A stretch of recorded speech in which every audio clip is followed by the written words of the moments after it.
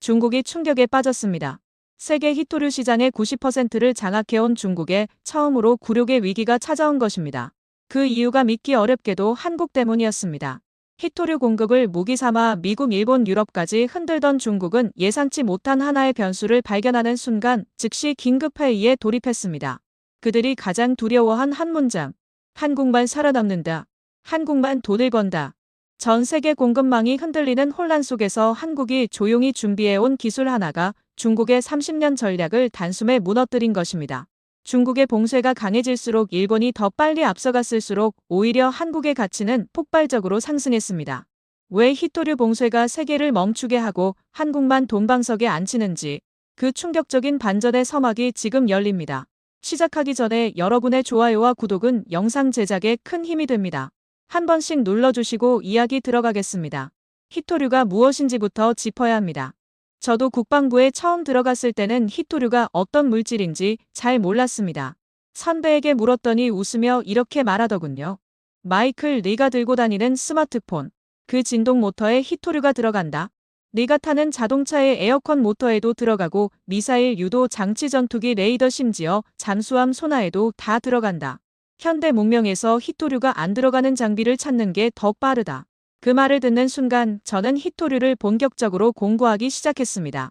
히토류는 말 그대로 희귀한 흙이라는 뜻이지만 정확히는 17가지 원소를 묶어 부르는 이름입니다. 란타넘, 세륨, 네오디뮴, 디스프로슘 같은 원소들로 자석, 형광체, 촉매제 등 첨단 소재를 만드는데 필수적으로 사용됩니다. 국방부에 있을 때 제 머릿속에 항상 떠 있었던 숫자가 있습니다. 알레이버크급 이지스 구축함 한 척을 건조하는데 필요한 히토류의 양이 얼마인지 아십니까? 무려 4, 5톤입니다. 레이더 시스템, 미사일 유도, 장치, 전자전 장비, 통신 장비 거의 모든 핵심 부품에 히토류 자석과 소재가 빠짐없이 들어가기 때문입니다. F-35 스텔스 전투기 한 대에도 수십에서 수백 킬로그램이 필요하고 버지니아급 핵잠수함 한 척에는 4톤이 넘게 들어갑니다. 문제는 이 히토류의 채굴과 가공을 중국이 거의 독점하고 있다는 점입니다. 전 세계 채굴의 60%가 중국에서 이루어지고 있으며 정제와 가공에서는 그 비율이 90%에 달합니다. 많은 분들이 오해하는 부분이 있습니다. 히토류가 중국에만 묻혀 있는 것이 아닙니다. 호주, 브라질, 미국, 캘리포니아 등 여러 국가의 광산이 있습니다. 그런데 왜 중국이 독점하게 되었는가? 이것이 핵심입니다. 저는 2008년 캘리포니아의 마운틴 패스 광산을 시찰한 적이 있습니다. 한때 세계 최대 히토류 광산이었지만 당시에는 가동이 멈춘 상태였습니다. 왜 문을 닫았느냐고 물었더니 관계자는 한숨을 내쉬며 답했습니다. 환경 규제 때문입니다. 히토류 정제 과정에서는 방사성 물질과 중금속 폐수가 나오는데 이를 처리하려면 비용이 엄청나게 들어갑니다. 중국과 가격 경쟁이 되지 않습니다. 중국은 전혀 다른 방식으로 접근했습니다. 1980년대 덩샤오핑은 히토류의 전략적 가치를 일찍 파악했고 네이멍구 같은 외곽 지역에 대규모 정제 시설을 만들었습니다. 환경 오염은 고려하지 않았습니다. 폐수를 그대로 방류해 처리 비용을 사실상 제로에 가깝게 만든 것입니다. 위성사진으로 보면 바오터우 인근의 거대한 폐수 호수가 보일 정도입니다. 주변 주민들의 암 발병률이 비정상적으로 높다는 보고도 있습니다. 그러나 중국은 이런 희생을 감수하며 히토류 산업을 키웠고 결국 전 세계 공급망을 장악하게 됐습니다. 1992년 덩샤오핑에 유명한 말이 있습니다. 중동에 석유가 있다면 중국에는 히토류가 있다. 처음 들었을 때는 과장이라 생각했습니다. 그러나 2010년 전은 그 말이 단순한 수사가 아니라 전략적 선언이었다는 것을 똑똑히 보았습니다. 그해 일본과 중국이 센카쿠 열도를 두고 충돌했습니다. 일본이 중국 어선 선장을 체포하자 중국은 격렬하게 반발했고 결국 히토류를 카드로 꺼냈습니다. 공식적으로는 부인했지만 히토류가 실린 일본 행선적이 중국 항구에서 모두 멈춰 섰습니다. 통과는 무기한 지연됐고 일본 기업들은 사실상 공급이 끊겼습니다. 저는 그 상황을 워싱턴에서 실시간으로 지켜보고 있었습니다. 국방부 내부는 충격에 휩싸였습니다. 가장 가까운 동맹국이 히토류 하나 때문에 외교적으로 무릎을 꿇는 장면을 목격한 셈이었습니다. 그리고 내부에서는 즉시 이런 우려가 터져 나왔습니다. 우리도 똑같은 상황에 처할 수 있다. 미중 관계가 더 나빠지면 우리 무기 생산 라인이 중국 손에 달려있는 거 아니냐? 그런데 솔직히 말씀드리면 그때도 우리는 제대로 된 대비를 하지 못했습니다. 이유는 간단했어요. 중국산이 너무 쌌습니다. 미국에서 히토류를 생산하면 환경 규제 비용 때문에 가격이 선언로 뛰는데 그걸 감당할 기업이 없었어요. 국방부에서 아무리 공급망 변화를 외쳐도 현장에서는 경제 논리가 우선하는 거죠. 지금 당장 비용을 아껴야 하는데 왜 비싼 걸 사야 합니까? 이런 반응이 돌아오니까 우리도 강하게 밀어붙이지 못했습니다. 그렇게 또 15년이 흘러갔어요. 2025년 4월 트럼프 대통령이 중국에 140%가 넘는 관세를 부과하겠다고 선언했습니다. 저는 그 발표를 보면서 속으로 생각했어요. 중국이 가만히 있을 리가 없지. 분명히 히토류 카드를 꺼내들 거야. 예상대로였습니다. 중국이 사마륨, 가톨리늄, 테르움, 디스프롬, 로테튬이 5가지 중히토류에 대해 수출 통제를 선언했어요. 중히토류라는 건 히토류 중에서도 특히 희귀하고 전략적 가치가 높은 원소들입니다. 연구자석의 내열성을 높이는데 필수적인 디스프롬이 대표적인데 이게 없으면 고온에서 작동하는 전기차 모터나 풍력 발전기 모터를 만들 수가 없어요. 그런데 11월에 나온 추가 발표가 진짜 충격이었습니다. 중국 원료나 기술이 들어간 해외 제품까지 전부 수출 허가 대상으로 묻겠다는 거예요. 이게 무슨 의미인지 제대로 이해하셔야 합니다. 예를 들어 호주에서 히토류 원광을 캐서 말레이시아에서 정제하고 일본에서 자석을 만들었다고 칩시다. 그런데 그 과정 어디에선가 중국산 화학약품이 쓰였거나 중국에서 개발된 정제 기술이 적용됐다면 그 최종 제품을 다른 나라에 수출할 때 중국 정부 허가를 받아야 한다는 겁니다. 사실상 전 세계 히토류 공급망 전체를 중국이 통제하겠다는 선언이에요. 국방부에서 긴급 공급망 점검 작업에 들어갔고 저도 자문 역할로 그 과정에 참여했습니다. 우리가 가지고 있는 주요 무기 체계 중에 중국산 히토류가 직간접적으로 얼마나 들어가 있는지를 전수조사하는 작업이었어요.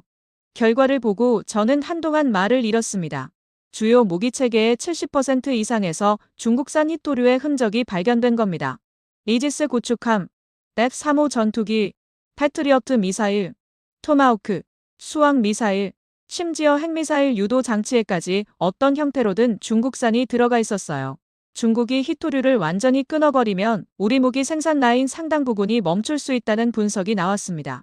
베센트 상무장관이 공개석상에서 자신있게 말했어요. 2년이면 미국 내에서 히토류 작업이 가능합니다. 저는 그 말을 듣고 속으로 쓰웃음을 지었습니다. 그게 정치적 수사라는 걸 우리 실무자들은 다 알고 있었거든요.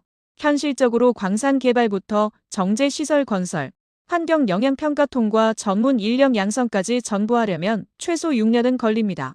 제대로 하려면 10년도 부족해요. 2년은 말이 안 되는 숫자입니다. 결국 트럼프 대통령은 관세 1년 유예를 선언했습니다. 중국도 히토류 제재를 일단 보류했고요. 겉으로는 양측이 한 발씩 물러선 것처럼 보였지만 실상은 우리가 밀린 거예요. 중국의 히토류 카드 앞에서 미국이 한 발 물러선 겁니다. 저는 그때 이런 생각을 했습니다. 미국 혼자서는 중국의 히토류 지배력을 깨뜨릴 수 없다. 동맹국들이랑 협력해서 탈중국 공급망을 만들어야 하는데 그러려면 히토류를 캐고 정제하고 가공해서 최종 제품으로 만들어낼 수 있는 역량을 가진 동맹국이 필요하다. 그런 나라가 과연 어디에 있을까? 일본은 2010년 이후로 나름대로 준비를 해왔지만 여전히 한계가 있고 호주는 원광은 있지만 정제 능력이 부족하며 유럽은 제조업 기반 자체가 약해지고 있는 상황이었습니다. 그때 제시아에 한국이라는 나라가 들어왔어요. 처음에는 단순한 관심이었습니다. 한국은 반도체랑 배터리 강국이니까 히토류 수요가 많을 거고 중국 규제에 타격을 받겠구나 정도로만 생각했어요.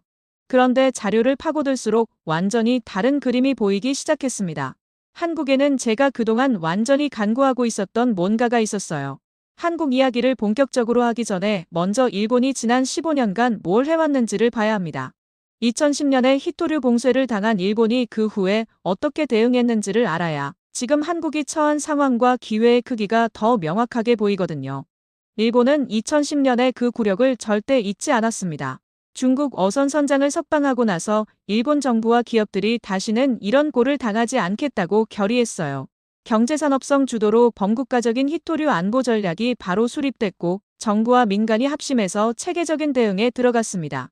제가 2015년에 도쿄에서 열린 미핵심 광물 협력 회의에 참석한 적이 있어요.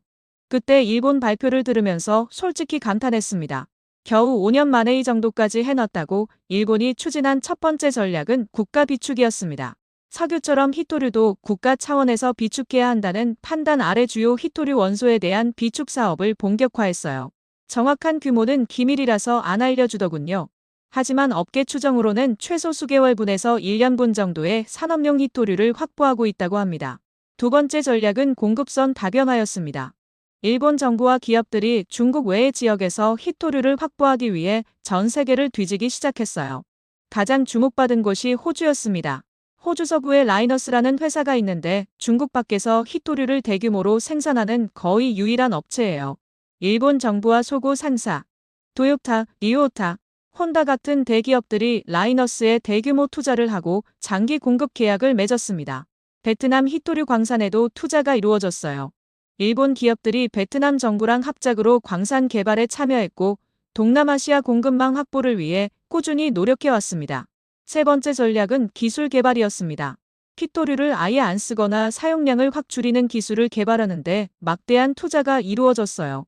히타치가 대표적인 성공 사례입니다. 디스프로이라는 중히토류가 연구자석의 내열성을 높이는데 필수적인데 이게 중국 의존도가 특히 높고 가격도 비싸요. 히타치 연구진이 디스프로 없이도 고온에서 성능을 유지하는 새로운 연구자석을 개발해냈습니다. 도요타도 프리우스 하이브리드카 모터의 히토류 사용량을 50% 이상 줄이는 기술을 만들어서 전차종에 적용하기 시작했고요. 네 번째는 재활용이었습니다. 일본이 도시광산이라는 개념을 세계 최초로 산업화한 나라라는 거 아십니까? 도시광산이란 폐가전이나 폐자동차에서 희귀금속을 회수하는 건데 일본은 이 분야에서 세계 최고 수준이에요.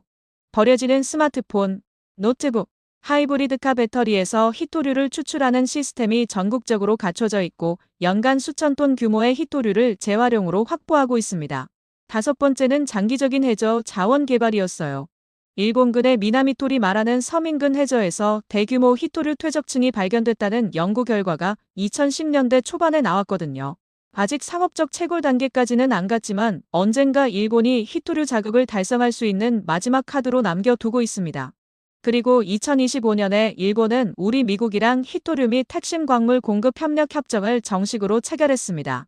저도 그 협정 체결 과정에 자문 역할로 참여했어요. 그때 일본 측 자료를 검토하면서 솔직히 감탄을 금할 수가 없었습니다. 15년간 얼마나 체계적으로 준비해 왔는지가 눈에 보이더라고요.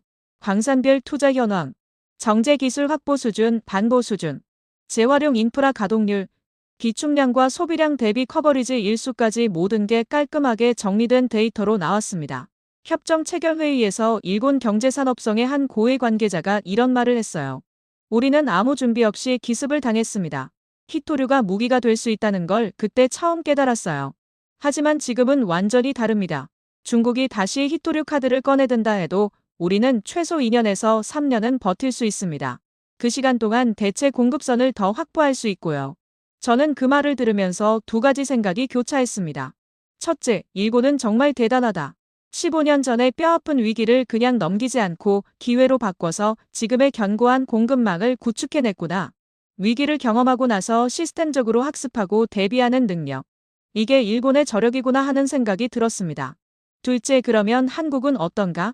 한국은 일본보다 제조업이 경제에서 차지하는 비중이 더 높은 나라예요. 반도체, 배터리, 전기차, 디스플레이, 가전, 조선, 방위 산업까지 히토류 안 들어가는 주력 산업을 찾기가 더 어렵습니다. 그런데 한국은 2010년 이후에 뭘 했을까? 제가 확인해본 바로는 한국은 일본처럼 체계적이고 장기적인 대비를 하지 못했어요. 물론 전혀 손을 놓고 있었던 건 아닙니다. 한국광물자원공사를 통해 해외 광산 투자도 하고 도시 광산 재활용 기술도 개발하고 히토류 대체 소재 연구도 진행해왔어요. 하지만 규모랑 체계성 면에서 일본하고는 상당한 격차가 있었습니다. 가장 큰 문제는 가공된 히토류의 중국 의존도였어요. 한국은 정제되고 가공된 히토류 수입에서 중국 의존도가 80%를 넘습니다. 일본이 15년간 노력해서 60%대로 낮춘 것과 비교하면 꽤 큰 차이죠. 국가 비축 규모도 일본보다 작고 해외 광산 투자 실적도 일본이나 호주 기업들에 비하면 미미한 수준이에요. 2025년 11월 중국이 추가 규제를 발표했을 때 한국 정부 반응을 보면 이 격차가 더 명확하게 드러납니다. 대통령실에서 긴급 비상회의가 열렸고 산업부가 히토류 공급망 태스크포스를 급하게 만들었어요. 한중 공급망 한라인 구축, 해외 광산 투자 확대, 재활용 기술 개발 같은 종합 대책을 연말까지 마련하겠다는 발표가 나왔습니다. 저는 그 뉴스를 보면서 복잡한 감정이 들었어요. 한편으로는 걱정이 됐습니다. 일본은 15년 전에 시작했는데 한국은 이제야 태스크포스를 만든다고. 너무 늦은 거 아닌가? 준비 안 된 상태에서 중국 압박이 본격화되면 한국 제조업이 심각한 타격을 받을 수 있는데 2021년에 한국이 요소 대란이라는 걸 겪었다는 이야기를 들은 적이 있어요. 중국에서 요소수 공급이 갑자기 막히면서 물류 시스템 전체가 마비 위기에 처했다는데 히토류가 막히면 그것보다 훨씬 심각한 상황이 벌어질 수 있거든요. 하지만 다른 한편으로 저는 완전히 다른 생각도 하게 됐습니다. 한국에는 일본에 없는 뭔가가 있었어요. 그게 뭐냐면 압도적인 제조 역량입니다. 히토류 공급망이라는 건 크게 네 단계로 나뉘어요. 땅에서 원광을 캐는 채굴, 원광에서 순수한 원소를 분리하는 정제, 그걸 금속이나 자석으로 만드는 가공, 그리고 최종 제품을 만드는 완제품 생산. 일본이 잘하는 건 정제랑 일부 가공이에요. 호주는 채굴에서 강점이 있고요. 미국은 채굴이랑 정제를 다시 살리려고 이제 막 시동을 거는 단계입니다. 그런데 네 번째 단계 히토류가 들어간 최종 제품을 만드는 능력에서 한국을 따라올 나라가 별로 없어요. 전기차 배터리 세계 시장 상위권이 어느 나라 기업들입니까? 한국이에요. 나우지에너지 솔루션, 삼성 SDI, SK온이 중국 업체들이랑 어깨를 나란히 하고 있습니다. 반도체 메모리 세계 1위가 어느 나라입니까? 한국입니다. 삼성전자랑 SK하이닉스가 시장을 장악하고 있어요. 디스플레이, 조선, 가전까지 전부 마찬가지고요. 이 모든 산업에 히토류가 들어갑니다. 배터리 양극재에도, 반도체 연마제에도, 디스플레이 형광체에도 바서산심이다. 선박 모터에도 히토류가 빠지지 않고 쓰여요. 그리고 이 모든 산업에서 한국은 세계 최고 수준의 제조 능력을 갖추고 있습니다. 제가 이 지점에서 깨달은 게 있어요. 탈중국 히토류 공급망을 새로 만들 때 가장 중요한 건 최종 수요처입니다. 아무리 호주에서 히토류를 캐고 미국에서 정제를 해도 그걸 대량으로 가져다 쓸 제조업체가 없으면 공급망이 돌아가지 않아요. 한국은 히토류를 대량으로 그리고 고급으로 소비하는 세계 최대의 제조 거점 중 하나입니다. 이게 갖는 전략적 의미가 엄청나요. 탈중국 공급망에서 한국이 핵심 고리가 될 수 있다는 뜻이거든요. 호주나 미국에서 정제한 히토류를 어디로 보내서 제품화할 것인가? 중국을 빼면 그 규모의 수요를 감당하면서 고품질 제품으로 만들어낼 제조 거점이 많지 않습니다. 한국이 바로 그 역할을 할 수 있어요. 단순히 히토류를 수입해서 쓰는 게 아니라 히토류 가공과 자석 생산까지 한국에서 하고 그걸 바탕으로 배터리, 모터, 전자부품을 만들어서 전 세계에 수출하는 구조. 이게 실현되면 한국은 탈중국 히토류 공급망의 핵심 허브가 됩니다. 실제로 이런 방향의 움직임이 이미 시작되고 있었어요. 제가 특별히 주목한 회사가 하나 있습니다. 호주의 ASM이라는 히토류 전문 기업인데 이 회사가 한국에서 뭘 하고 있는지 아시면 상황이 더 명확해질 거예요. 그 이야기는 다음에 자세히 말씀드리겠습니다. 제가 ASM이라는 회사를 처음 알게 된 건 2024년 가을이었습니다. 워싱턴에서 열린 핵심 광물 공급망 회의에 참석했는데 호주 대표단이 발표를 하더라고요. 중국 밖에서 히토류 금속과 연구자석을 생산하는 몇 안 되는 업체 중 하나라고 소개했습니다. 시드니에 본사를 둔 히토류 전문 기업인데 단순히 원광을 캐서 파는 게 아니라 정제부터 금속 가공 자석, 합금 생산까지 수직 계열화를 목표로 하고 있다고 하더군요. 그때까지만 해도 저는 그냥 귀담아 듣는 정도였어요. 호주에 그런 회사가 있구나. 탈중국 공급망에 도움이 되겠구나. 그 정도로만 생각했습니다. 그런데 발표 중간에 나온 말 하나가 제 귀를 확 사로잡았어요. ASM은 핵심 생산 시설을 한국에 구축했고 한국을 아시아 태평양 지역의 전략적 거점으로 삼을 계획입니다.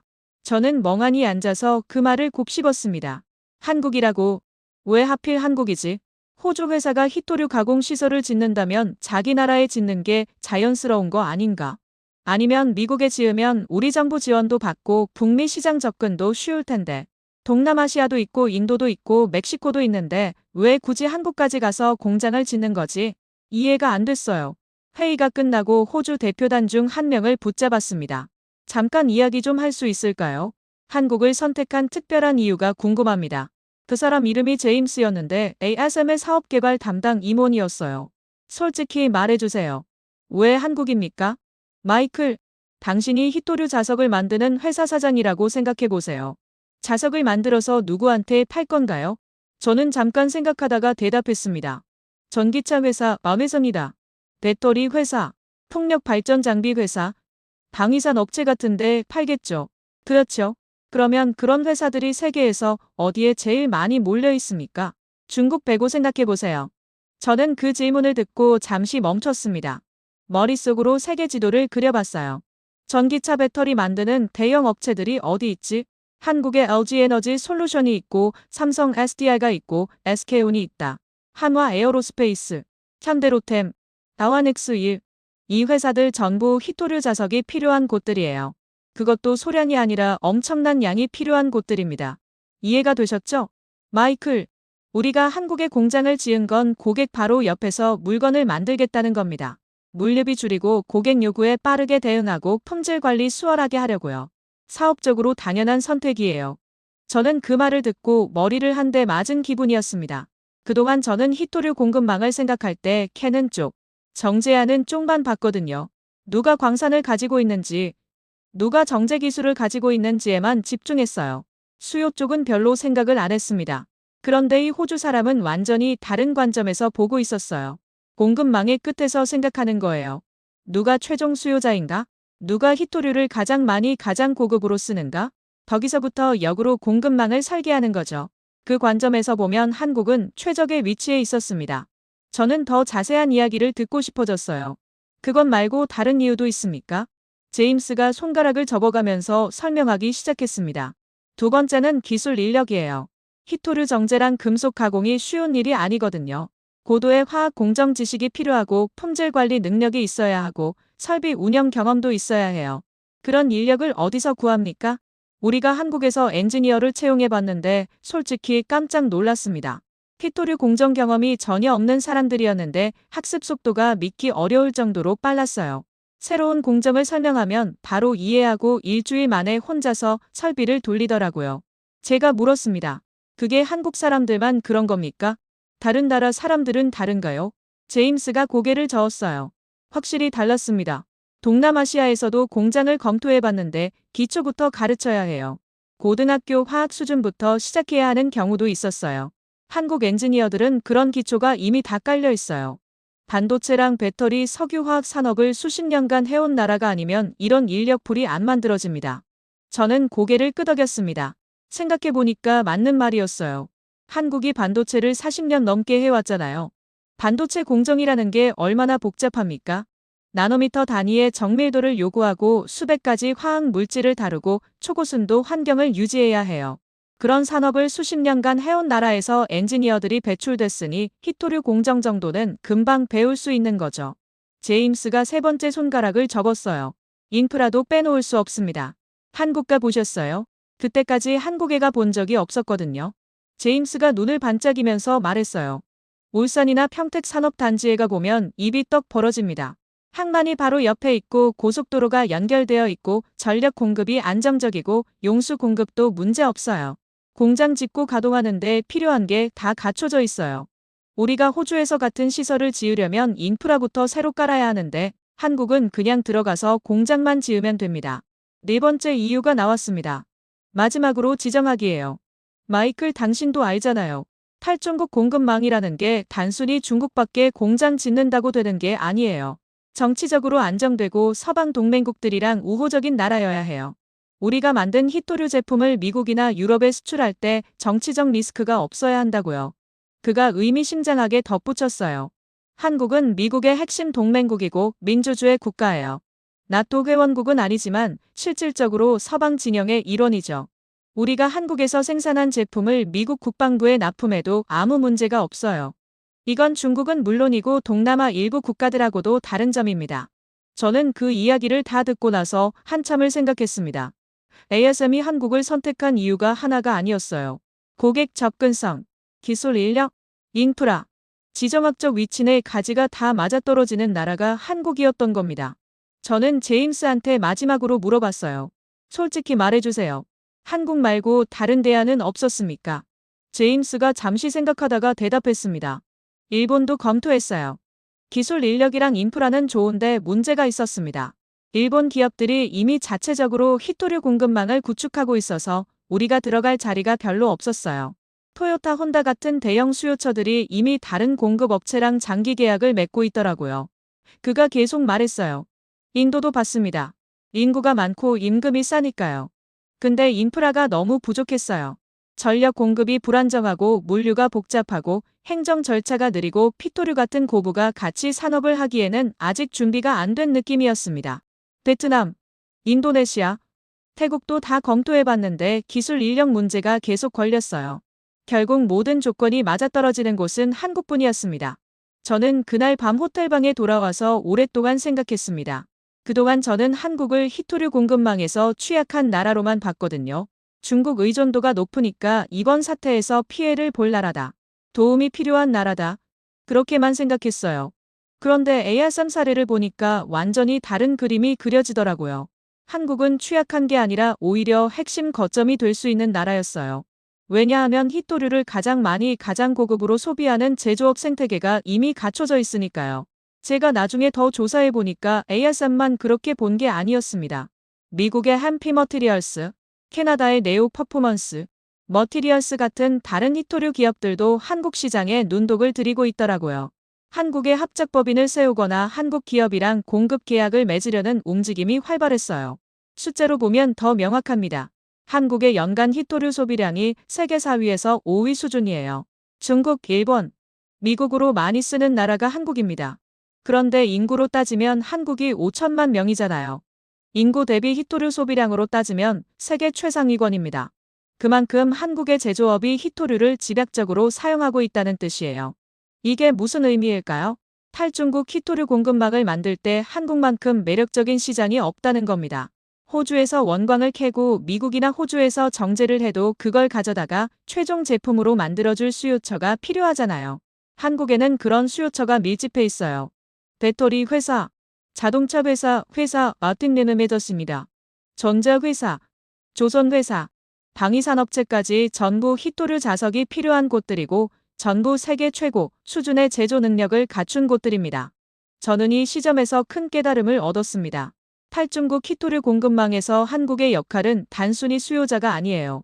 한국은 이 공급망의 핵심 허브가 될 수 있는 위치에 있습니다.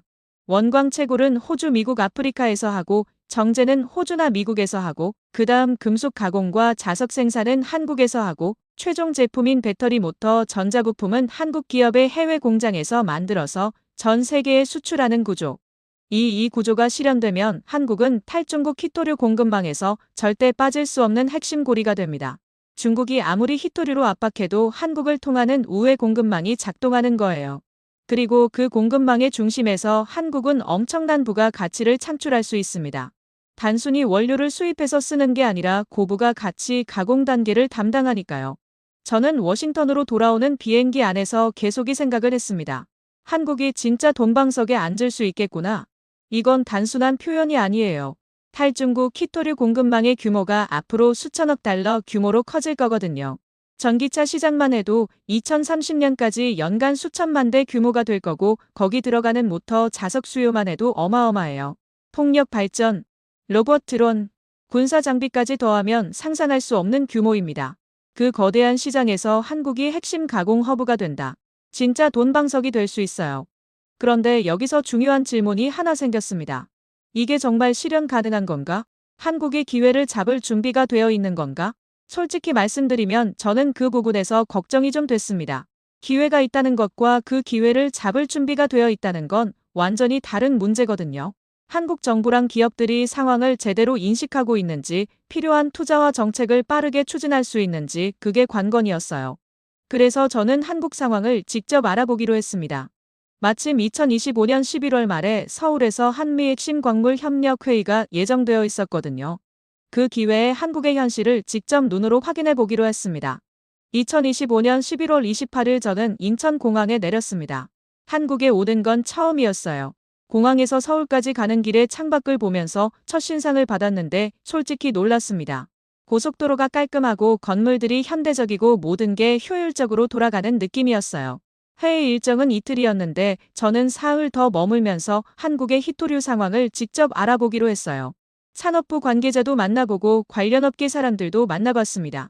제가 처음 만난 건 한국산업통상자원부의 핵심 광물 정책과 과장이었어요. 30대 후반의 젊은 관료였습니다. 만나자마자 눈에 띄는 게 있었어요.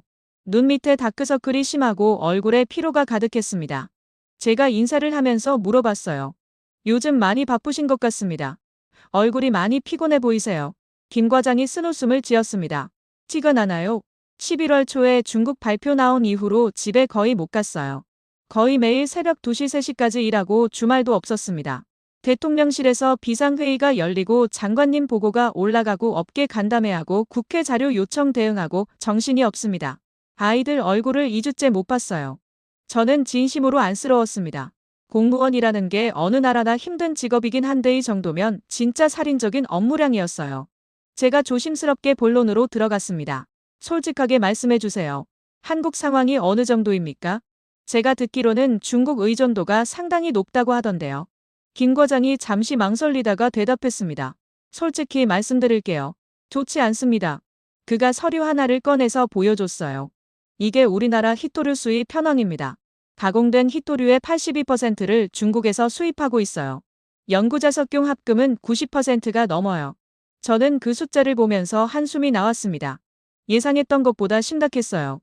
특히 연구자석이 문제입니다. 네오디움 자석이라고 아시죠? 이게 전기차 모터, 풍력 발전기, 산업용 로봇, 에어컨 컴프레서, 스마트폰, 진동 모터, 하드디스크, 구동장치까지 다 들어가요. 중국이 이걸 본격적으로 조이면 우리 제조업 전체가 흔들릴 수 있어요. 저는 일본 사례를 떠올리면서 물어봤습니다.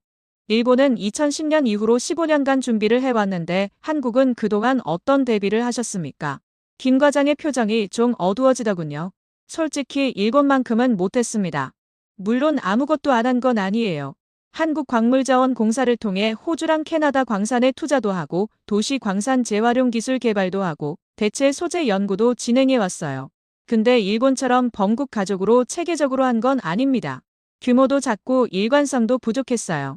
사실 2021년에 요소수대란 겪고 나서 공급망 안보에 대한 인식이 높아지긴 했어요. 그때 대통령실의 경제안보비서관 자리도 만들고 공급망 점검도 했고요. 근데 히토류까지는 손이 안 갔어요. 반도체 배터리 2차전지 소재 쪽이 급해서 그쪽 먼저 했거든요. 저는 고개를 끄덕였습니다. 이해가 됐어요. 모든 나라가 자원이 한정되어 있으니까 우선 순위를 정해야 하고 당장 터진 불을 먼저 꺼야 하잖아요. 근데 그러는 사이에 중국의 히토류 무기화는 점점 더 현실이 되고 있었고 한국은 준비가 덜 된 상태에서 사태를 맞은 거죠. 제가 물어봤습니다. 그러면 지금 상황에서 한국 정부가 뭘 하고 있습니까? 어떤 대책이 나오고 있어요? 저희도 이번 사태를 계기로 본격적으로 움직이기 시작했습니다. 늦었지만 지금이라도 제대로 해야죠. 그가 설명하기 시작했어요. 일단 단기적으로는 한중 공급망 한 라인을 가동했습니다. 중국 상무부랑 실무 채널을 열어서 우리 기업들 수출 허가가 지연되지 않도록 협의하고 있어요. 다행히 아직까지는 심각한 공급 차질은 없습니다. 중장기적으로는 공급선 다변화를 본격화할 계획입니다. 호주, 미국, 캐나다 광산의 투자를 대폭 확대하고 해외 정제 업체들이랑 장기 공급 계약을 맺으려고 해요. ASM 같은 회사들이 한국에 관심을 갖고 있으니까 그쪽이랑 협력을 강화하는 것도 추진 중입니다. 저는 고개를 끄덕이면서 물어봤어요. 재활용이나 대체 기술 쪽은 어떻습니까? 거기서 희망이 보여요. 우리 한국재료연구원에서 히토류 없이 연구자석을 만드는 기술을 개발했거든요. 아직 상용화 단계는 아니지만 기술적으로는 상당한 진전이 있었어요. 저는 귀가 번쩍 뜨였습니다. 히토류 없이 연구자석을 만든다고. 그게 진짜 가능하면 게임 체인저가 될 수 있는 건데 제가 더 자세히 물어봤어요. 그 기술이 구체적으로 어떤 겁니까? 자세히 설명해 주실 수 있어요? 김 과장이 설명해 줬습니다. 네오디움 자석을 대체할 수 있는 새로운 형태의 연구 자석이에요. 철과 질소를 기반으로 한 자석인데 히토류를 전혀 쓰지 않거나 아주 소량만 써도 네오디움 자석의 90% 수준 성능을 낼 수 있다고 합니다. 이게 왜 대단하냐면요. 지금까지 비히토류 자석은 성능이 너무 떨어져서 실용화가 안 됐거든요. 근데 우리 연구진이 새로운 합금 조선과 제조 공법을 개발해서 성능 격차를 크게 줄였어요. 세계 최초입니다. 저는 솔직히 좀 의아했습니다. 근데 그런 기술이 있으면 왜 아직 상용화가 안 됐습니까? 뭔가 문제가 있는 거 아닙니까? 김 과장이 고개를 끄덕였어요. 맞아요. 아직 갈 길이 멀어요. 실험실에서 만드는 거랑 공장에서 대량 생산하는 건 다르거든요. 비용 문제도 있고 품질 안정성 검증도 필요하고 양산 공정 개발도 해야 해요. 그가 잠시 생각하다가 말했습니다. 근데 방향은 맞다고 봅니다. 중국이 히토류를 무기화하면 할수록 이런 대체 기술의 가치가 올라가거든요. 우리가 이 기술을 세계 최초로 상용화하면 그건 진짜 판을 바꾸는 거예요. 저는 한참을 생각했습니다. 한국의 상황이 좀 더 명확하게 그려지더라고요. 위기이긴 해요. 중국 의존도가 82%나 되고 준비가 일본보다 늦었으니까요. 하지만 동시에 엄청난 기회가 열리고 있어요. 탈중국 공급망에서 핵심 역할을 할 수 있는 조건이 갖춰져 있거든요. 제조업 생태계 기술 인력, 인프라, 동맹국 지위 거기에 히토류 대체 기술까지 문제는 이 기회를 잡느냐 못 잡느냐 그게 관건인 거예요. 저는 김 과장한테 마지막으로 물어봤습니다. 솔직하게 말씀해 주세요. 한국이 이 기회를 잡을 수 있다고 보십니까? 저는 할 수 있다고 봅니다. 그의 목소리에 확신이 담겨 있었어요. 우리나라가 반도체 어떻게 했는지 아시죠? 1983년에 삼성이 메모리 반도체 시작했을 때 다들 미쳤다고 했어요. 일본을 어떻게 이기냐고. 그때 일본 반도체 점유율이 80%가 넘었거든요. 그가 잠시 말을 멈췄다가 이어갔어요. 근데 해냈잖아요. 10년 만에 일본을 추월했고 지금은 세계 1위예요. 배터리도 마찬가지예요. 일본이 먼저 시작했는데 우리가 따라잡아서 추월했어요. 우리나라 사람들이 그래요. 평소에는 좀 느슨해 보여도 진짜 위기가 오면 무섭게 집중해요. 밤새워 일하고 주말도 반납하고 다 같이 달려들어요. 요소수 대란 때도 그랬잖아요. 2주 만에 대체 공급선 확보하고 위기를 넘겼어요. 저는 그 말을 들으면서 묘한 감동을 느꼈습니다. 이 젊은 공무원이 2주째 가족도 못 보면서 매일 새벽까지 일하고 있는 거잖아요. 그런데 지치거나 포기하는 기색이 없어요. 오히려 할 수 있다는 확신을 가지고 있었습니다. 김 과장이 말을 이었어요. 다만 시간이 많지 않아요. 그의 표정이 진지해졌습니다. 일본은 15년 전에 시작했고 호주랑 미국은 이미 뛰고 있어요. 우리가 늦게 출발했으니까 더 빠르게, 더 과감하게 움직여야 해요. 정부도 기업도 다 같이요. 지금이 순간이 골든 타임입니다. 그가 마지막으로 덧붙였어요. 마이클 씨, 솔직히 말씀드릴게요. 저희가 이번에 제대로 못하면 제2요소수 사태가 올 수 있어요. 아니, 요소수보다 훨씬 심각할 수 있어요. 요소수는 며칠짜리 위기였지만 히토류는 몇 년짜리가 될 수도 있거든요. 객관적으로 보면 불리한 조건이 많아요. 국토가 좁고 자원이 없고 주변에 강대국들이 많고. 근데 그런 조건에서 세계 12권 경제대국이 됐잖아요. 반도체 세계 1위, 배터리 세계 2위, 조선 세계 1위. 어떻게 그게 가능했을까요? 제가 이번에 느낀 건 한국 사람들한테 뭔가 특별한 게 있다는 거예요. 위기 앞에서 무너지는 게 아니라 오히려 뭉치고 집중하고 돌파해내는 그런 힘이요. 김 과장 같은 사람이 밤새워 일하고 있고 연구원 연구자들이 밤낮 없이 실험하고 있고 기업들이 발빠르게 움직이고 있어요. 이런 나라가 못 해낼 게 뭐가 있겠습니까? 저는 확신하게 됐습니다. 한국은 이 위기를 기회로 바꿀 수 있는 나라예요. 탈중국 히토류 공급망의 핵심 허브가 될 수 있어요. 다만 시간이 관건입니다. 일본이 1~5년 걸려서 한 걸 한국은 5년 안에 해야 해요. 아니 3년 안에 해야 할 수도 있어요. 중국의 압박은 점점 거세지고 있고 탈중국 공급망 재편은 이미 시작됐거든요. 지금 움직이지 않으면 그 공급망에서 한국의 자리는 다른 나라가 차지하게 됩니다. 인도가 치고 올라올 수도 있고 베트남이 기회를 잡을 수도 있고 멕시코가 북미 시장을 가져갈 수도 있어요. 한국이 가진 이 점은 영원하지 않습니다. 지금이 순간이 골든 타임이에요. 비행기가 이륙하고 창밖으로 한반도가 작아지는 걸 보면서 저는 생각했습니다. 한국이 해내길 진심으로 바랍니다. 많이 해낼 거라고 믿습니다. 왜냐하면 이건 한국만의 문제가 아니거든요. 미국 입장에서 봐도 탈중국 히토류 공급망에서 한국은 빠질 수 없는 파트너예요. 한국이 성공하면 미국도 중국 의존도를 낮출 수 있고 자유세계 전체의 공급망 안보가 강화됩니다. 우리는 같은 편이에요. 그리고 같은 편이 강해지면 우리 모두가 강해지는 거예요. 그런데 제가 한국에서 들은 이야기 중에 아직 말씀 안 드린 게 하나 있어요. 한국재료연구원의 비히토류 자석 기술 말입니다. 이건 그냥 대체 기술 수준이 아니에요. 제가 직접 연구원을 방문해서 확인한 건데 이게 진짜 되면 세계 히토류 판도 자체가 바뀔 수 있어요. 그 이야기는 다음에 자세히 말씀드리겠습니다. 마지막 날 저는 한국재료연구원을 방문했습니다. 창원이라는 도시에 있는데 서울에서 KTX 타고 2시간 반 정도 걸렸어요. 김진우 과장이 소개해준 연구자가 있었는데 이름이 박정민 박사였습니다. 비히토류 연구자석 개발 프로젝트의 총괄 책임자라고 했어요. 창원역에서 내리니까 박사가 직접 마중을 나와 있더군요. 50대 초반으로 보이는 분이었는데 첫인상이 아주 강렬했습니다.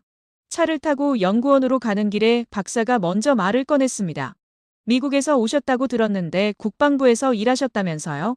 히토류 공급망에 관심이 있으시다고. 네, 28년간 핵심 광물 조달을 담당했습니다. 요즘 중국 상황 때문에 히토류가 화두잖아요. 한국에서 대체 기술을 개발했다는 이야기를 듣고 직접 확인해보고 싶었습니다.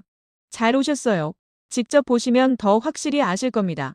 연구원에 도착해서 그의 실험실로 들어갔습니다. 생각보다 규모가 크지 않았어요. 연구원 11명 정도가 각자 장비 앞에서 뭔가에 집중하고 있었습니다.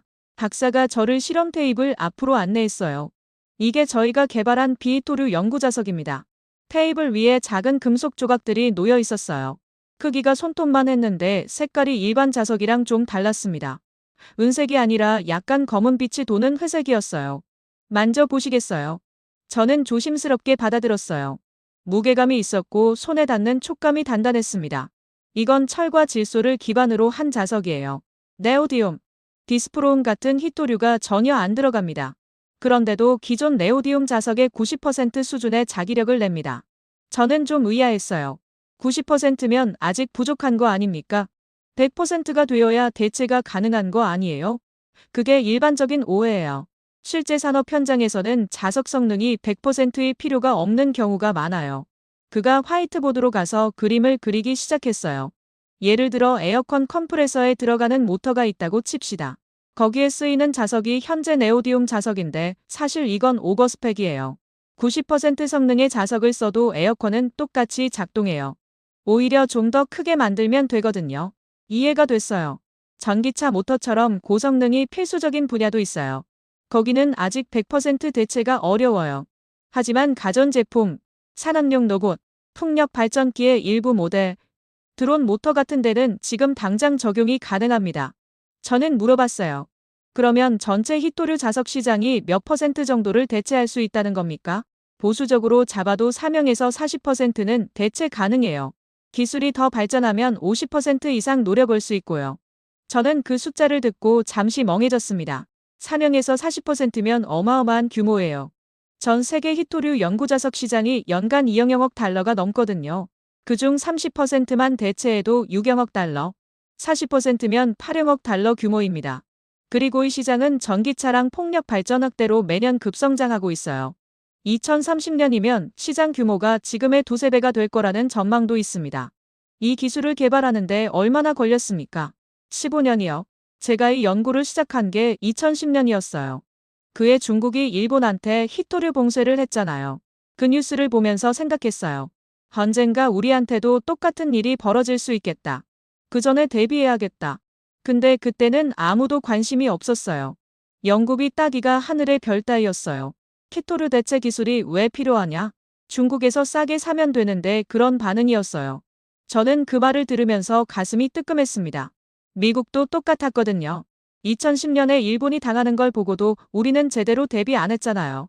당장 중국산이 싸니까 그냥 쓰자 그랬던 거예요. 처음 5년은 정말 힘들었어요. 연구팀이 저 포함해서 3명이었거든요. 나들 미쳤다고 했습니다. 철이란 질소로 연구자석을 만든다고. 그게 가능하면 진작에 누가 했겠지. 근데 포기를 안 했어요. 매일 밤 12시까지 실험하고 주말에도 나오고 아내한테 엄청 미안했어요. 애들 운동회에도 한 번도 못 갔거든요. 2015년쯤에 처음으로 의미 있는 결과가 나왔어요. 자기력이 기존 자석의 50% 수준이었는데 그래도 가능성이 보인 거예요. 그때부터 조금씩 연구비가 늘었고 팀원도 늘었어요. 지금은 10명이 함께하고 있어요. 아들 저처럼 미친 사람들이에요. 이게 되면 세상이 바뀔 수 있다는 걸 믿으니까 여기 있는 거예요. 저는 그 연구원들을 바라봤습니다. 젊은 사람들이 대부분이었는데 다들 화면이나 장비에 집중하고 있더군요. 완전히 자기 일에 몰입해 있는 모습이었습니다. 저기 안경 쓴 친구가 김민수 연구원이에요. 올해 32살인데 3년 전에 합류했어요. 박사 졸업하고 대기업 연구소 갈 수도 있었는데 여기로 왔어요. 왜 여기로 왔대요? 대기업이 연봉이 더 높지 않습니까? 제가 똑같이 물어봤어요. 그랬더니 이러더라고요. 대기업 가면 편하게 살 수 있는데 그건 누구나 할 수 있는 일이다. 여기서 하는 건 아무도 안 해본 일이다. 성공하면 내 이름이 역사에 남는다. 그 친구가 개발한 새로운 합금 조성이 결정적이었어요. 작년에 자기력을 90%까지 끌어올린 게 그 친구 아이디어 덕분이에요. 저는 그 젊은 연구원을 다시 바라봤습니다. 화면에 뭔가 그래프가 떠 있었는데 거기에 완전히 빠져있는 모습이었어요. 자기 일에 대한 열정이 멀리서도 느껴졌습니다. 마이클 씨, 솔직히 여쭤볼게요. 미국에서 이런 연구하고 있어요. 히토류 없이 연구자성 만드는 연구요? 하고 있긴 해요. 에너지부 산하 국립연구소들에서 연구하고 있고 몇몇 대학에서도 하고 있어요. 근데 솔직히 말씀드리면 이 정도 수준까지 온 건 못 봤어요. 90% 성능이라고 하셨잖아요. 우리 쪽은 아직 70%대에서 헤매고 있는 걸로 알고 있어요. 그러면 우리가 앞서 있다는 거네요. 적어도 제가 아는 한에서는 그래요. 물론 중국 쪽은 뭘 하고 있는지 잘 모르겠지만 서방 국가들 중에서는 한국이 가장 앞서 있는 것 같습니다. 박사의 얼굴에 복잡한 표정이 스쳤어요. 자부심 같은 게 보이면서도 동시에 무거운 책임감 같은 것도 느껴졌습니다. 그래서 더 무거워요. 우리가 이걸 상용화하면 게임이 바뀌거든요. 중국이 히토류를 무기로 쓰는 게 무력화되는 거예요. 근데 상용화까지는 아직 갈 길이 멀어요. 실험실에서 만드는 거랑 공장에서 대량 생산하는 건 완전히 다른 문제거든요. 양산 공정 개발, 비용 절감, 품질 안정화 이런 거 다 하려면 최소 3년에서 5년은 더 걸려요. 그 기간을 단축할 방법은 없습니까? 투자가 더 들어오면 가능해요. 양산 라인을 구축하고 인력을 더 충원하고 기업들이랑 협력해서 실증 테스트를 빨리 하면 2년 안에도 가능할 수 있어요. 근데 그게 쉽지가 않아요. 아직까지는 정부 연구비에 의존하고 있거든요. 기업들은 아직 관망하는 분위기예요. 진짜 되는지 두고 보자. 그런 거죠. 저는 그 말을 들으면서 안타까웠습니다. 이런 기술이 있는데 투자가 부족해서 상용화가 늦어지고 있다니. 만약 미국에 이런 기술이 있었으면 국방부에서 바로 뛰어들었을 거예요. 비용이 얼마가 들든 상용화시켜라 그랬을 겁니다. 마이클 씨, 오늘 보신 거 좀 알려주세요. 미국 쪽에 우리가 이런 기술을 가지고 있다는 거요. 우리 혼자 해서는 한계가 있어요. 미국이랑 협력하면 훨씬 빨리 갈 수 있어요. 미국은 자금이랑 시장이 있고 우리는 기술이 있으니까. 윈윈 아니겠어요? 꼭 그렇게 하겠습니다. 워싱턴 돌아가면 바로 보고할게요. 고맙습니다. 그리고 한 가지만 기억해 주세요. 그가 연구원 건물을 돌아보면서 말했어요. 여기 있는 사람들 다들 15년 동안 아무도 안 믿어줄 때 포기 안 하고 버텼어요. 가족들한테 미안하고 동료들한테 미쳤다는 소리 들으면서도요. 그렇게 해서 여기까지 왔어요. 이 기술이 세상에 나오면 그건 한국 과학자들의 15년 집념이 만들어낸 거예요. 그거 꼭 기억해 주세요. 저는 창원역으로 가는 차 안에서 한참을 생각했습니다. 한국이라는 나라가 새삼 대단하게 느껴졌어요. 자원도 없고 땅도 좁은 나라에서 이런 기술이 나오다니. 그것도 15년 동안 묵묵히 연구한 과학자들 덕분에 이게 한국의 저력인 거구나. 눈앞의 이익만 보는 게 아니라 10년 후, 20년 후를 내다보고 투자하는 사람들이 있는 거구나. 서울로 돌아오는 KTX 안에서 저는 계속 생각에 잠겨 있었습니다. 한국재료연구원에서 본 것들이 머릿속을 떠나지 않았어요. 15년간 아무도 안 믿어줄 때 포기하지 않고 연구한 과학자들. 대기업 대신 미지의 길을 선택한 젊은 연구원. 90% 성능까지 끌어올린 비히토류 자석. 이게 진짜 상용화되면 세계가 바뀌는 거예요. 중국이 히토류로 협박해도 그래서 뭐하고 무시할 수 있게 되는 거죠. 서울역에 내리니까 제 휴대폰에 메시지가 와 있더군요. AR3의 제임스한테서 온 거였어요. 마이클 서울에 있다면서 내일 시간 있어? 소개시켜줄 사람이 있어. 저는 바로 답장을 보냈어요. 누군데? 제임스의 답장이 왔습니다. 직접 보면 알아. 롯데 호텔 라운지에서 오후 3시. 다음날 저는 롯데 호텔로 갔어요. 라운지에 들어서니까 제임스가 벌써 와 있더군요. 그 옆에 동양인 남자가 한 명 앉아 있었어요. 50대 후반으로 보이는 분이었는데 정장을 깔끔하게 차려입고 있었습니다. 제임스가 저를 보더니 손을 흔들었어요. 마이클야 소개할게. 이분은 미스터리 한국배터리 소재 회사의 부사장이야. 리 부사장이 일어나서 악수를 청했어요. 반갑습니다. 이정훈이라고 합니다. 제임스한테 많이 들었어요. 자리에 앉아서 커피를 시키고 이야기를 시작했습니다. 제임스가 먼저 말문을 열었어요. 마이클, 어제 한국재료연구원 다녀왔다며? 어땠어? 저는 솔직하게 대답했어요. 솔직히 놀랐어. 비토류 자석이 90% 성능까지 왔다고 하던데 미국에서도 그 정도는 못 본 것 같아. 리 부사장이 고개를 끄덕였어요. 맞아요. 저희도 그 기술에 주목하고 있어요. 상용화되면 저희 회사 사업에 큰 영향이 있거든요. 그가 설명했어요. 저희 회사가 배터리 양극재를 만드는데 전기차 모터 쪽에도 진출을 검토하고 있어요. 그런데 모터에 들어가는 연구 자석이 문제였어요. 중국산 네오디움 자석에 의존해야 하니까. 그게 리스크잖아요. 그가 커피를 한 모금 마시면서 말을 이었어요. 근데 비이토류 자석이 상용화되면 상황이 달라져요. 중국 리스크 없이 사업을 할 수 있게 되는 거죠. 저는 물어봤어요. 그러면 한국재료연구원이랑 협력할 계획이 있으신 건가요? 리 부사장이 고개를 끄덕였어요. 이미 접촉 중이에요. 근데 연구원 쪽 상황이 쉽지 않더라고요. 연구비가 부족하고 양산 시설이 없고 우리가 투자를 해서 양산 라인을 같이 구축하자는 제안을 했는데 아직 협의 중이에요. 사실 우리의 아삼도 그 기술에 관심이 있어. 한국에서 비이토류 자석까지 생산하게 되면 시너지가 엄청나거든. 마이클, 네가 미국 쪽 상황을 잘 알잖아. 미국 정부나 기업들이 기술에 관심 있을까? 관심 있을 거야. 확실히. 미국 국방부 입장에서는 히토류 대체 기술이 전략적으로 엄청 중요하거든. 중국 의존도를 낮출 수 있는 길이니까. 그러면 미국 투자를 연결해 줄 수 있어. 한국재료연구원이랑 미국 기업 또는 미국 정부 연구소가 협력하는 형태로 시도해 볼 수 있어. 근데 그러려면 한국 쪽에서 좀 더 구체적인 자료가 필요해. 기술 수준, 상용화, 단순도와 잣수미력, 로드맵, 필요한 투자 규모 같은 거. 리 부사장이 말했어요. 그건 저희가 준비할 수 있어요. 연구원 쪽이랑 협의해서 자료를 만들어 드릴게요. 그날 미팅은 2시간 넘게 이어졌어요. ASM의 한국 투자 계획, 한국 배터리 업계의 히토류 수요 전망, 비히토류 자석의 시장 잠재력까지 다양한 이야기가 오습니다. 미팅이 끝나고 리 부사장이 저한테 따로 말했어요. 마이클 씨, 솔직히 말씀드릴게요. 지금 한국 기업들 사이에서 히토류가 화두예요. 중국 리스크 때문에 다들 긴장하고 있거든요. 근데 동시에 기회라고 보는 시각도 많아요. 탈중국 공급망에서 한국이 어떤 역할을 할 수 있느냐? 그게 앞으로 10년, 20년을 좌우할 수 있어요. 지금 잘하면 반도체처럼 세계 시장을 선도할 수 있고 못하면 그냥 중간에 낀 나라로 남는 거죠. 그가 저를 바라보면서 말했어요. 그래서 미국이랑 협력이 중요해요. 우리 혼자서는 한계가 있어요. 미국은 자금이랑 시장이 있고 기술 표준을 만드는 힘이 있잖아요. 한국이랑 미국이 같이 가면 중국을 견제할 수 있어요. 저는 그 말에 공감했어요. 저도 같은 생각입니다. 탈중국 히토류 공급망은 한 나라가 혼자 만들 수 있는 게 아니에요. 동맹국들이 협력해야 해요. 그리고 그 협력에서 한국은 빠질 수 없는 파트너예요. 리 부사장이 고개를 끄덕였어요. 고맙습니다. 미국 쪽에서 그렇게 봐주시니까 힘이 나네요. 그가 마지막으로 덧붙였어요. 하나만 더 말씀드릴게요. 한국 기업들 정부가 시키니까 움직이는 게 아니에요.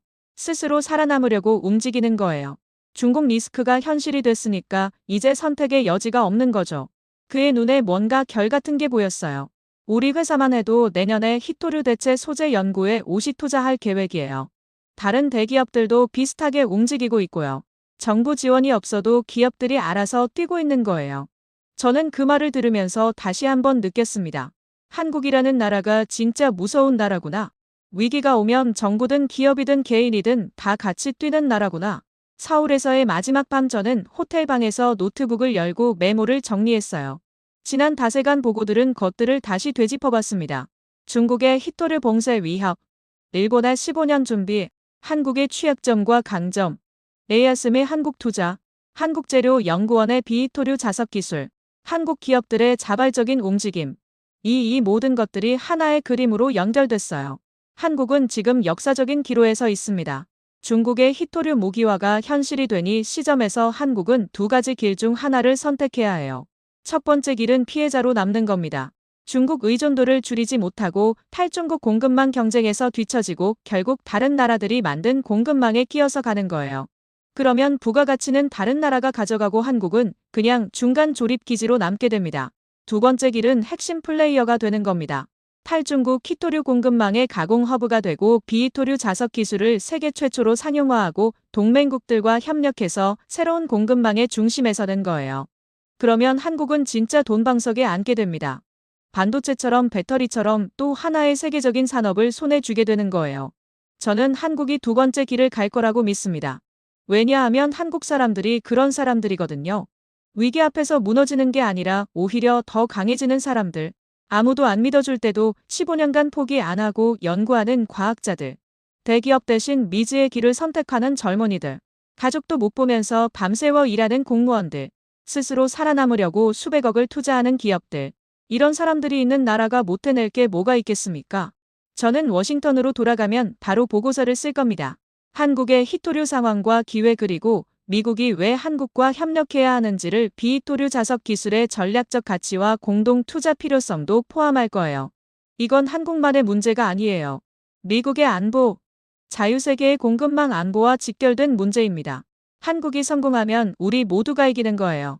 그리고 저는 한국이 성공할 거라고 믿습니다. 아니, 확신합니다. 지금까지 제가 한국에서 보고 들은 모든 것들이 그걸 말해주고 있거든요. 한국은 준비가 됐어요. 이제 뛸 일만 남았습니다.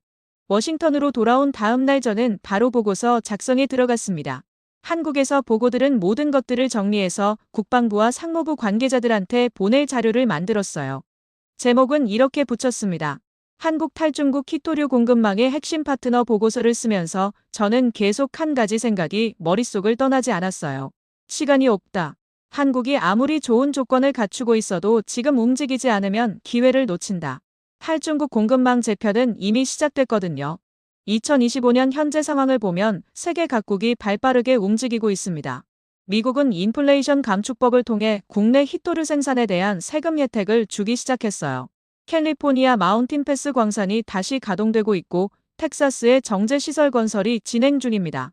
호주는 나이너스를 필두로 히토류 산업을 국가 전략 산업으로 육성하고 있어요. 연방정부가 수십억 달러를 투자해서 정제시설과 가공시설을 확충하고 있습니다. 유럽연합도 핵심 원자 제법을 통과시키고 히토류 자급률 목표를 세웠어요. 노르웨이, 스웨덴, 핀란드 등 북유럽 국가들이 히토류 광산 개발에 나서고 있습니다. 캐나다도 퀘벡과 온타리오에서 히토류 프로젝트들이 진행 중이고요. 인도도 최근에 히토류 가공 산업 육성 계획을 발표했어요. 모디 정부가 자국 내 히토류 매장량을 활용해서 중국 대안으로 부상하겠다는 전략을 세웠습니다. 이런 상황에서 한국이 늦게 출발하면 어떻게 될까요?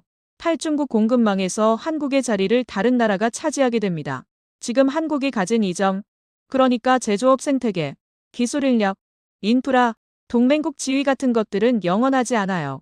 인도가 인프라를 깔고 인력을 키우면 한국의 이점이 줄어들어요.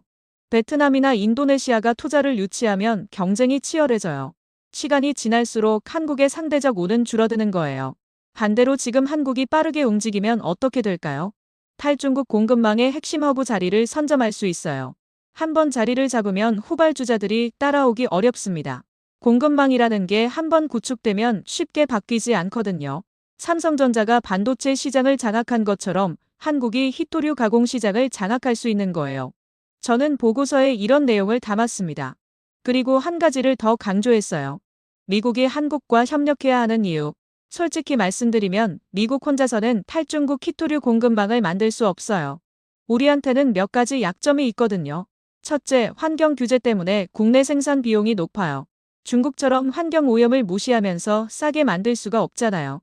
둘째, 제조업 기반이 약해졌어요. 히토류를 정제하고 가공해도 그걸 가져다 쓸 제조업체가 부족해요. 전기차 배터리, 대부분 한국이랑 중국 회사들이 만들잖아요. 전자제품 대부분 아시아에서 만들어요. 미국 국내에서 히토류 수요가 충분하지 않다는 거예요. 셋째, 시간이 오래 걸려요.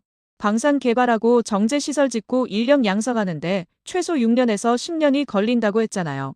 그동안 중국이 가만히 있겠어요?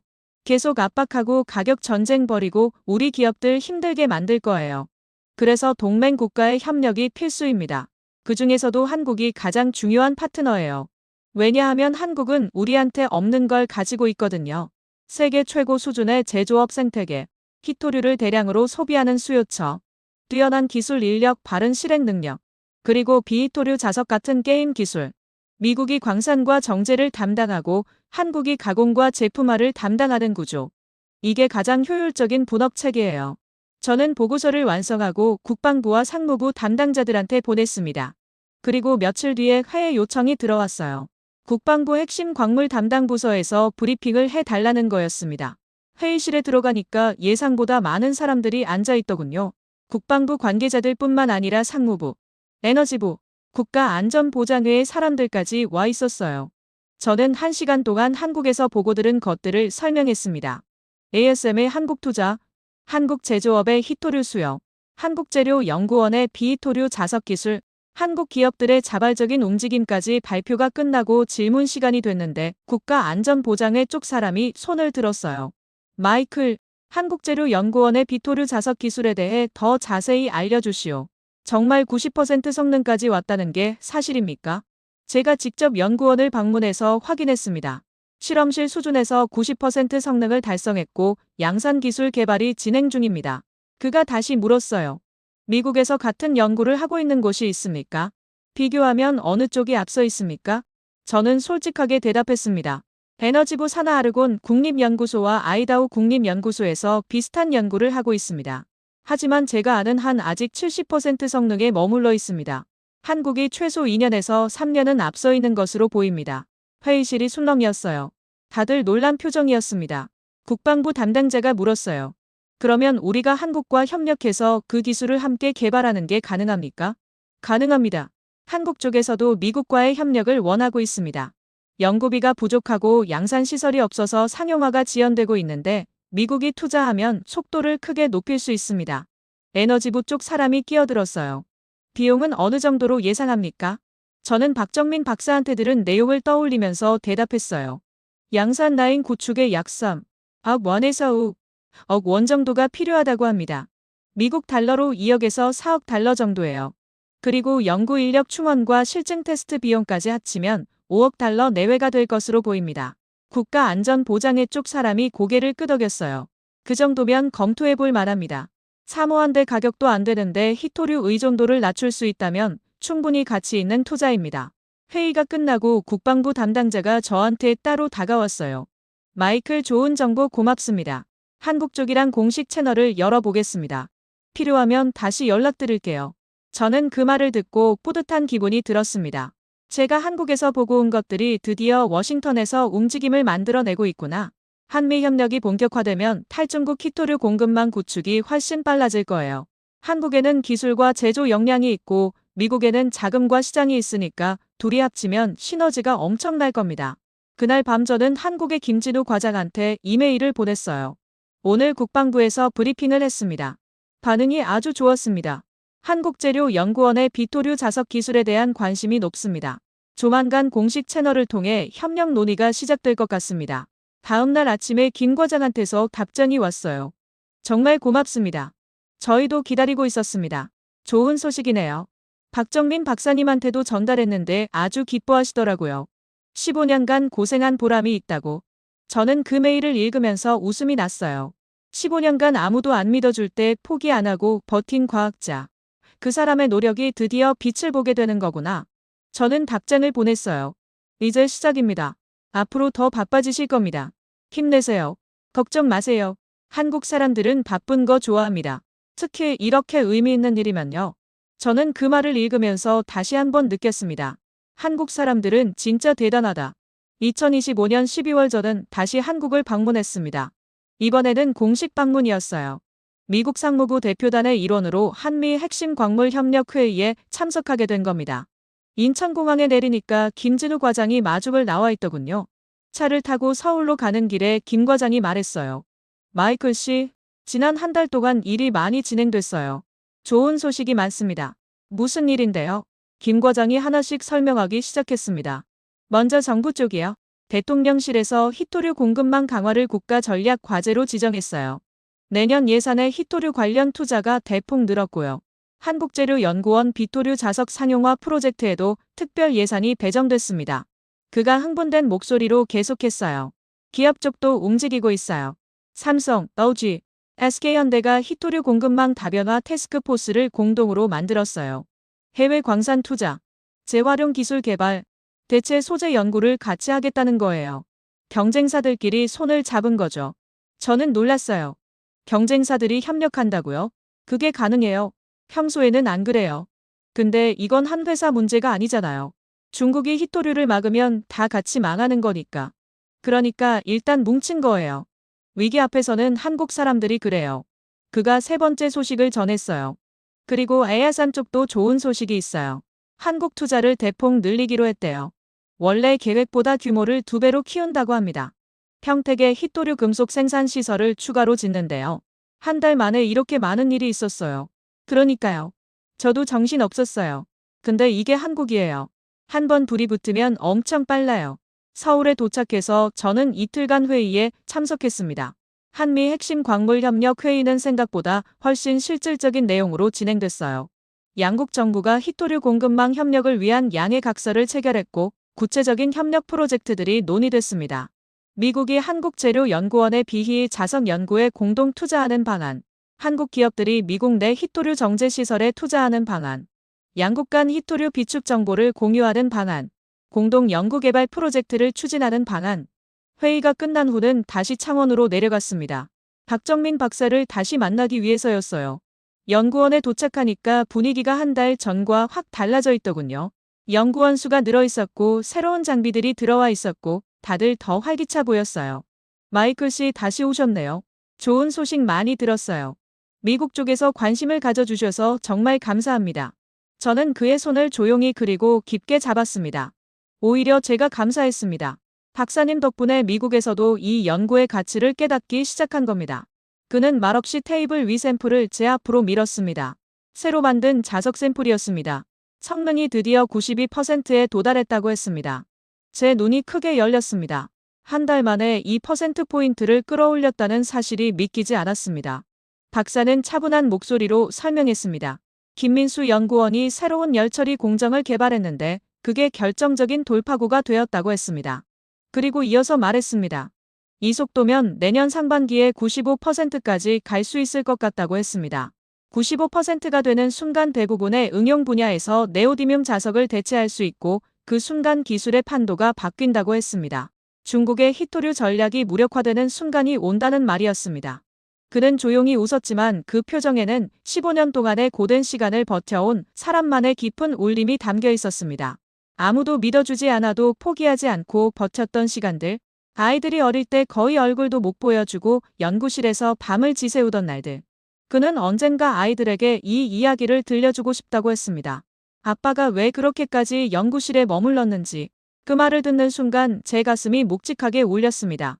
이 사람은 단순히 연구를 한 것이 아니라 나라를 지키는 기술을 만들고 있었던 겁니다. 세계를 바꿀 수 있는 기술을. 저는 진심으로 말했습니다. 박사님이 해온 일은 앞으로 역사로 남을 거라고. 그러나 그는 고개를 저었습니다. 자신 혼자 한 일이 아니라며 실험실을 가리켰습니다. 화면과 장비에 몰입해 있는 연구원들. 더 좋은 자리로 갈 수 있었던 사람들이지만 이곳에 남아 함께 싸우고 있는 동료들. 가족 같은 사람들. 그들의 얼굴에는 조용한 자부심이 떠올라 있었습니다. 자신이 하고 있는 일이 세상을 바꾸는 일임을 아는 사람들만이 지을 수 있는 표정이었습니다. 연구소를 나서며 저는 생각했습니다. 한국이라는 나라가 이렇게 빠르게 성장한 이유가 바로 이런 사람들 때문이라는 걸. 자신이 맡은 일에 미친 듯이 몰입하고 아무도 인정하지 않아도 포기하지 않는 사람들. 가족을 희생하면서도 더 큰 가치를 향해 나아가는 사람들. 이런 사람들이 반도체를 만들었고 배터리를 만들었고 조선을 세계 최고로 만들었습니다. 그리고 지금 히토류를 대체할 기술까지 만들어내고 있습니다. 인천공항으로 가는 길 저는 차창 밖을 바라보며 확신했습니다. 한국은 앞으로 돈방석에 앉게 될 거라는 것을. 단순한 희망이 아니라 구체적인 근거가 있는 확신이었습니다. 첫째, 탈중국 히토류 공급망에서 한국은 핵심 가공 허브가 될 것입니다. 글로벌 기업들이 한국에 투자하고 한국 대기업들은 공급망 구축에 직접 뛰어들고 있습니다. 이 체계가 완성되면 한국은 새로운 히토류 시대의 중심에 서게 됩니다. 둘째, 비히토류 자석 기술이 상용화되는 순간 게임의 규칙이 완전히 달라집니다. 중국의 히토류 봉쇄는 무의미해지고 기술을 가진 한국만이 막대한 특허, 수익과 산업적 이익을 얻게 됩니다. 셋째, 한국 제조업의 경쟁력이 더 강력해집니다. 안정된 소재 공급을 기반으로 전기차 배터리 로봇 드론 풍력 산업이 폭발적으로 성장할 것이며 글로벌 기업들은 중국 리스크를 피하기 위해 한국을 선택하게 됩니다. 이 모든 흐름이 하나로 합쳐지면 한국은 히토류 시대의 최대 수혜국이 됩니다. 중국이 봉쇄를 강화할수록 한국의 가치는 오히려 더 빠르게 상승하는 구조가 되는 것입니다. 비행기를 타고 워싱턴으로 돌아가는 길 저는 지난 15년을 떠올렸습니다. 미국은 아직 준비가 부족하지만 한국은 다릅니다. 중국 의존도가 높고 출발이 늦었음에도 한국에는 위기 앞에서 오히려 단단해지는 힘이 있습니다. 아무도 믿어주지 않아도 끝까지 밀어붙이는 집념이 있습니다. 한번 시작하면 놀라울 정도로 빠른 실행력이 있습니다. 경쟁자끼리도 위기 앞에서는 손을 잡는 공동체적 힘이 있습니다. 자원이 없어도 땅이 좁아도 이 정신이 있다면 무엇이든 할 수 있는 나라. 저는 확신합니다. 한국은 이번 위기를 기회로 바꿔낼 것입니다. 5년 후, 10년 후 우리가 돌아보게 될 겁니다.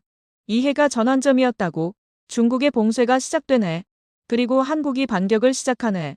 한국이 새로운 부의 시대에 올라선 원년이었다고. 저는 한국의 성공을 진심으로 응원합니다.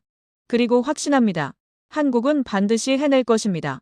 대한민국의 국민이라는 사실이 자랑스럽습니다. 대한민국의 내일은 밝습니다. 대한민국 파이팅!